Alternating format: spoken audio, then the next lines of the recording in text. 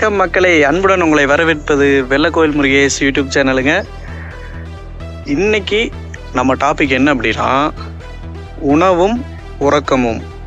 நம்ம வாழ்க்கையில் அடிப்படை தேவையான உணவும் நம்ம உடலுக்கு தேவையான உறக்கமும் எவ்வளவு முக்கியத்துவம் வாய்ந்தது, அது இல்லைன்னா நம்ம வாழ்க்கையில் நாம் அடையக்கூடிய துன்பங்கள் என்னென்ன அப்படிங்கிறதா இன்றைக்கி ஒரு சிம்பிளாக நமக்கு தேவையான அளவு பார்க்க போகிறோம். ஓகேங்களா நண்பா? உணவு, உடை, இருப்பிடம் அப்படிங்கிறது அடிப்படை தேவை அப்படின்னு சொல்லுவாங்க நம்ம உயிர் வாழ்கிறதுக்கு. ஓகேங்களா? அவ்வளவு முக்கியத்துவம் வாய்ந்த உணவு மற்றும் இன்னொரு இம்பார்ட்டண்ட்டான ஒன்று, நம்ம உடலுக்கு புத்துணர்ச்சி தரக்கூடிய, உடலுக்கு தேவையான உறக்கம். இந்த ரெண்டும் எந்த அளவுக்கு நமக்கு தேவைப்படுது, குறிப்பிட்ட அளவு அதனுடைய அளவை விட கம்மியாக இருந்ததுன்னா நமக்கு என்ன பிரச்சனைகள் ஏற்படுது அப்படிங்கிறத நம்ம சிந்திக்க வேண்டிய ஒரு மிக முக்கியமான ஒன்று நண்பா. அதாவதுங்க, நீங்கள் என்ன வேலை செஞ்சாலும் சரி, எங்கே போக வேண்டியது இருந்தாலும் சரி, வெளியிலேயே திடீர்னு போக வேண்டியது இருந்தாலும் சரி, உங்களுக்கு என்ன பிரச்சனைகள் இருந்தாலும் சரி, அது தற்காலிகமானது. சரிங்களா? அதுவும் கடந்து போகும், எதுவும் சில காலம் அப்படிங்கிற அளவுக்கு தான் அந்த பிரச்சனையாக இருந்தாலும் சரி, உங்கள் வேலையாக இருந்தாலும் சரி இருக்க போகுது. ஆனால் இந்த உணவு அப்படிங்கிற ஒன்று பார்த்திங்கன்னா, உங்கள் வாழ்நாள் ஃபுல்லாக நீங்கள் உயிரோடு இருக்கும் வரை, உங்களது உயிர் உடலை விட்டு பிரியும் வரை உணவு அப்படிங்கிறது ஒன்று தினமும் 3 வேளை கண்டிப்பாக தேவை. அட்லீஸ்ட் 2 வேளையாவது தேவை. சரிங்களா? அப்படி உணவு எப்போ உங்கள் உடலுக்கு கிடைக்கலையோ, சரியான அளவு உணவு கிடைக்கலையோ, அதிலிருந்து உங்களுடைய உடல் அதனுடைய ஒரிஜினல் தன்மையிலிருந்து இழக்கப் போகுது. அதாவது மிக விரைவில் உடலை விட்டு உயிர் பிரிய போகுது அப்படின்னு அர்த்தம். ஆக்சுவலாக பார்த்திங்கன்னா, வயசானவங்களாம் உணவு எடுத்துக்கிற உணவு குறைஞ்சிக்கிட்டே போகும். போக போக பார்த்திங்கன்னா அவங்களுடைய உடல் லீன் ஆகிக்கிட்டே போகும், அதாவது இழைச்சிக்கிட்டே போகும். உணவு குறைய ஒரு கட்டத்தில் பார்த்திங்கன்னா அவங்க இறந்துருவாங்க. அதாவது உயிர் உடலை விட்டு பிரிஞ்சிடும். ஸோ அதுதான் சிம்பிளிக்காக அதனுடைய தத்துவம். சரிங்களா? ஸோ நீங்கள் என்ன வேலையாக இருந்தாலும் சரி, எந்த மாதிரி பிரச்சனையாக இருந்தாலும் சரி, அந்தந்த டைமுக்கு உணவை நம்ம எடுத்துக்கணும். சரிங்களா? இது ஒன்று. ரெண்டாவது உறக்கம்.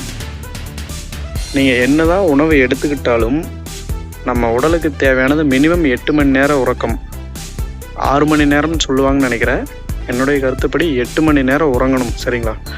மேக்ஸிமம் நைட்டு பார்த்திங்கன்னா ஒரு 10 மணிக்கு படுத்துடணும், காலையில் ஒரு 6 மணி வரைக்கும், அல்லது மினிமம் ஒரு 5 மணி வரைக்கும். 5னா இதில் ஒரு 7 மணி நேரம். சரிங்களா? நம்ம ஆவரேஜாக வச்சுக்கலாம். 7 மணி நேரம் உறக்கம் கண்டிப்பாக தேவை. அதை விட குறையும் போது பார்த்திங்கன்னா, நீங்கள் உணவு அதிகமாக எடுத்துக்கிட்டாலுமே அது செரிமானமாகாது, உணவு எடுத்துக்கலைனாலுமே அது பிரச்சனை தான். ஸோ இந்த உறக்கம் அப்படிங்கிறது மிக முக்கியம். இந்த உணவு செரிமான பிரச்சனை மட்டும் கிடையாதுங்க.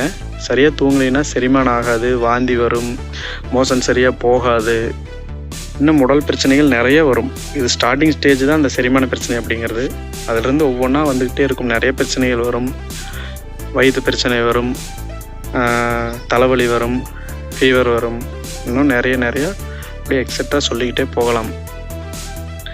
அப்புறம் உடல் ரீதியாக மட்டும் இல்லைங்க, தூக்கம் அப்படிங்கிறது மன ரீதியாகவும் தொந்தரவு பண்ணக்கூடியது. 1 நாள் 2 நாள் தூங்காமல் இருந்தீங்கன்னா அது நோ ப்ராப்ளம். அது அடுத்த நாளில் அட்ஜஸ்ட் ஆகிக்கும், உடல் நார்மல் ஆகிக்கும். அதுவே கண்டினியூஸாக இப்போ இந்த ஜென்ரேஷன் 2024 ஜென்ரேஷன் பார்த்திங்கன்னா, செல்ஃபோன் அதிகமாக யூஸ் பண்ணுறீங்கன்னு சொல்ல முடியாது, பண்ணுறோம். எல்லாருமே யூஸ் பண்ணுறோம். நைட்டு பார்த்திங்கன்னா விட்டதை பார்த்துட்டு முதல்ல படுத்து தூங்குவோம். இப்போ அப்படி கிடையாது. செல்ஃபோனை பார்த்துட்டு தான் தூங்குறது கிடையாது. நைட்டு 12 மணி 1 மணி, ஒரு சிலர்லாம் பார்த்திங்கன்னா 2 மணி வரைக்கும் சீரியல் பார்க்குறாங்க. வயசானவங்க, சின்ன வயசில் இருக்கிறவங்களாம் பார்த்திங்கன்னா ஷார்ட்ஸு, ரீல்ஸு, வீடியோஸ் இந்த மாதிரியெல்லாம் பார்க்குறாங்க, கேம் விளையாடுறது, இந்த மாதிரியெல்லாம் காலத்தை ஓட்டுறாங்க, சரியாக தூங்குறதில்ல. ஸோ அவங்களுக்கெல்லாம் பார்த்திங்கன்னா மென்டலி ப்ராப்ளம்ஸ் இருக்கும்.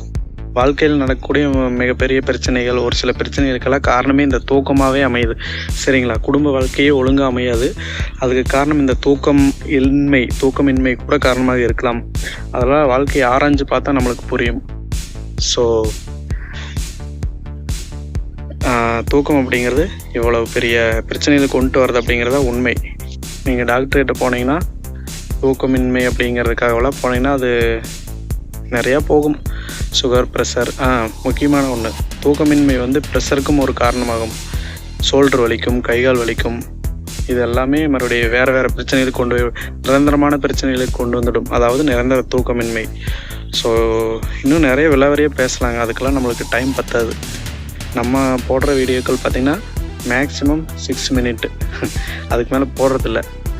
ஸோ நமக்கு டைம் கிடைக்கும்போது மறுபடியும் பார்ப்போம். இப்போதைக்கு சிம்பிளாக அவ்வளோதான். உணவு வந்து சரியாக எடுத்துக்கணும், கரெக்டான வேலைக்கு கரெக்டான டைமுக்கு வேணுங்கிற அளவுக்கு எடுத்துக்கணும். உறக்கம் அப்படிங்கிறது மினிமம் ஒரு 7 மணி நேரம் அனைவருக்கும், எந்த வயசானவங்களாக இருந்தாலும் சரி, சின்ன வயசாக இருந்தாலும் சரி, வயசானவங்களாக இருந்தாலும் சரி, மிடில் ஏஜாக இருந்தாலும் சரி, 7 மணி நேரம் உறக்கம் அப்படிங்கிறது அனைவருக்குமே தேவை. அதுவும் ஒரு சிலர் பார்த்தீங்கன்னா நைட்டு தூங்காமல் இருப்பாங்க, பகல் தூங்குவாங்க. அந்த மாதிரியும் இருக்கக்கூடாது.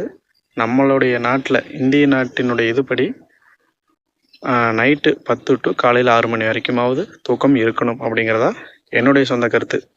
இது போன்ற நல்ல வீடியோக்கள் உங்களுக்கு எடுத்து கொடுத்துருக்கும். நம்ம சேனல் உங்களுக்கு பிடிச்சிருந்தா மறக்காமல் சப்ஸ்கிரைபு, லைக்கு, கமெண்ட் இதெல்லாம் பண்ணிடுங்க. மீண்டும் நல்லதொரு காணொலியில் உங்களை சந்திக்கும் வரை உங்களிடம் இருந்து விடைபெறுவது நான் உங்கள் நண்பன் வெள்ளக்கோவில் முருகேஷ். நன்றி நண்பா.